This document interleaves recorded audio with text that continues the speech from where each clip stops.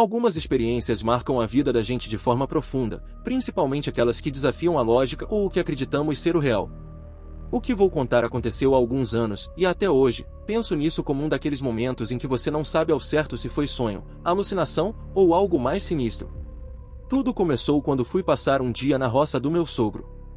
Era um lugar tranquilo, afastado da cidade, com aquele clima bucólico que todo mundo associa ao descanso e à paz.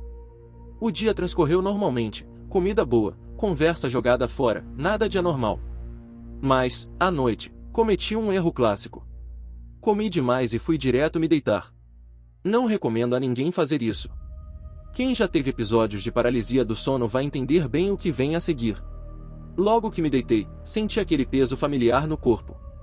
Estava entrando em mais um episódio de paralisia do sono, mas, como já tinha acontecido outras vezes, eu sabia o que esperar. A incapacidade de me mexer, a sensação de estar acordado, mas preso no meu próprio corpo. Até aí, nada de novo. No entanto, dessa vez, algo foi diferente. Eu estava deitado, vendo o quarto ao meu redor, mas senti uma presença. Não estava sozinho. De repente, uma figura feminina apareceu. Era uma mulher que eu nunca tinha visto antes, uma presença etérea, mas intensa. Ela se aproximou e, sem rodeios, disse: "Me deixe entrar no seu corpo." Aquilo me causou um arrepio instantâneo, uma sensação de desconforto profundo. Claro que minha resposta foi um não firme e imediato. Só que a reação dela não foi a que eu esperava. Ao ouvir a minha negativa, a mulher ficou furiosa. Começou a gritar, e o som parecia vir de todos os cantos do quarto, como se ecoasse dentro da minha cabeça. Para piorar, vultos surgiram, figuras indistintas que se moviam pelos cantos do quarto, lamuriando e sussurrando coisas que eu não conseguia entender. O terror que senti naquela hora foi indescritível. Era como se meu corpo estivesse preso, mas minha mente estivesse sendo atacada por aquelas presenças.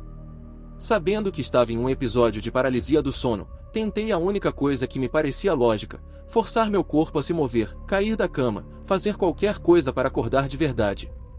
Mas o que aconteceu foi ainda mais estranho. Ao invés de acordar, senti que comecei a me levantar, ainda preso no meu corpo, mas agora caminhando pela casa. No sonho, andei pelos corredores, vendo tudo exatamente como era na vida real, exceto pelos vultos que ainda rondavam. Eles estavam lá, como sombras, observando-me. Cheguei até o quarto dos meus pais e os vi dormindo profundamente. A cena parecia tão real que fiquei confuso sobre o que estava acontecendo. De alguma forma, decidi pular pela janela do quarto dos meus pais, e naquele exato momento, acordei. O susto foi grande. Olhei para o relógio e, para minha surpresa, haviam se passado apenas 15 minutos desde que eu tinha deitado. Só 15 minutos. Ainda assim, aquilo foi tão intenso que parecia ter durado horas. Pensei comigo mesmo: ok, mais um episódio louco de paralisia do sono. Tentei esquecer, mas aquilo mexeu comigo. Os dias seguintes passaram sem grandes incidentes, até que, uma madrugada, algo estranho aconteceu. Eu estava trabalhando em casa, era por volta de 3 horas da manhã, quando ouvi meu irmão no quarto ao lado. Ele gritava repetidamente não. Não. Não, enquanto dormia. A princípio, achei que fosse apenas um pesadelo e deixei para lá, guardando o evento na memória, mas sem dar muita importância. Na semana seguinte, estava novamente trabalhando de madrugada quando ouvi minha mãe. Ela sofre de sonambulismo, então às vezes anda pela casa à noite. Mas naquela noite, ela estava falando alto e claro, dizendo: "Não, você não vai entrar aqui." Aquilo me deixou tenso.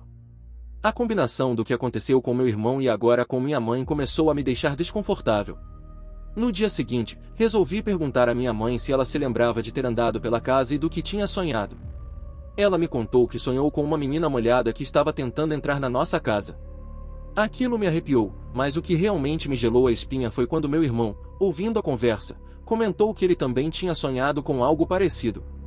No sonho dele, uma garota estava tentando entrar no quarto dele, e ele tinha recusado. A coincidência era perturbadora. Perguntei a ele quando tinha tido o sonho, e ele disse que foi na mesma semana em que ouvi seus gritos de não na madrugada. A sensação de que algo estranho estava acontecendo em nossa casa ficou cada vez mais forte, mas eu desconversei e não comentei o que tinha visto ou sentido nas semanas anteriores, para não preocupar minha família. O clima em casa ficou pesado nas semanas que se seguiram. Todos estavam tendo dificuldades para dormir, e a sensação de desconforto parecia afetar a todos. Foi então que decidi contar o ocorrido apenas à minha namorada, na tentativa de desabafar e tentar entender o que estava acontecendo. E foi aí que tudo começou a fazer sentido. Ela me contou que, antes de seu pai comprar a roça onde tínhamos passado o dia, uma menina pequena havia caído em um poço de água que havia lá e morrido afogada. Naquele momento, todos os acontecimentos se conectaram na minha cabeça, como peças de um quebra-cabeça sombrio.